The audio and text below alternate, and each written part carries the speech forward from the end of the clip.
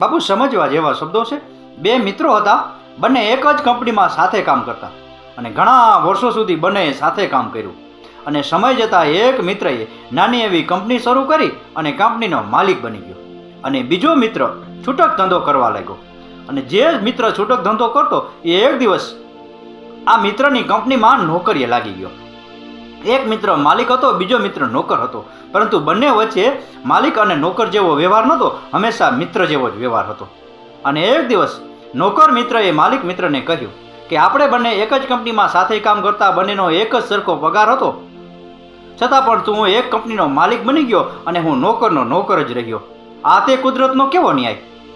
અને ત્યારે માલિક મિત્રએ કહ્યું કે મેં જ્યાં જ્યાં કામ કર્યું છે, જ્યાં જ્યાં નોકરી કરી છે, ત્યાં મેં નોકર તરીકે કામ નથી કર્યું, મેં હંમેશા માલિક બનીને જ કામ કર્યું છે।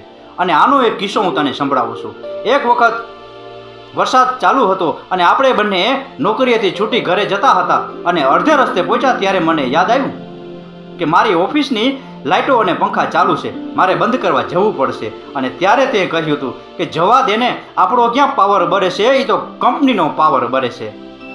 અને આટલું કહી તું જતો રહ્યો હતો, પણ હું ત્યાંથી ફરી પાછો કંપનીએ ગયો તો મારા ઓફિસની લાઇટો અને પંખા બંધ કર્યા, કારણ કે હું જે કંપનીમાં કામ કરતો એ કંપનીને મેં મારી પોતાની સમજીને કામ કર્યું છે, મેં માલિક સમજીને કામ કર્યું છે, એટલે હું આજે એક કંપનીનો માલિક છું। અને તું જ્યાં કામ કરતો એને તું નોકરી સમજીને કરતો, એટલે તું નોકર છે।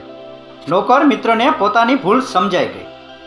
આપણી ગુજરાતી ભાષામાં કહેવત છે કે જે માણસ નીતિ રાખીને ધંધો કરે છે ને એના ધંધામાં ક્યારેય ઓછપ નથી આવતી, કુદરત હંમેશા એને બમણું આપે છે। અને જે માણસ ધંધાને ફક્ત પોતાનો સ્વાર્થ સમજે છે એને કુદરત ક્યારેય આગળ પણ નથી આવવા દેતી। અને એટલે જ કહું છું કે ઈમાનદારી અને પ્રમાણિકતાથી ધંધો કરજો, કુદરત હંમેશા રાજી રહેશે અને જીવનની અંદર સતત પ્રગતિ થતી રહેશે, ક્યારેય પાછું નહીં પડવું પડે। રાકેશ ગીરીના આ શબ્દો સમજાઈને વંદન। આપનો દિવસ શુભ રહે। મહાદેવ હર।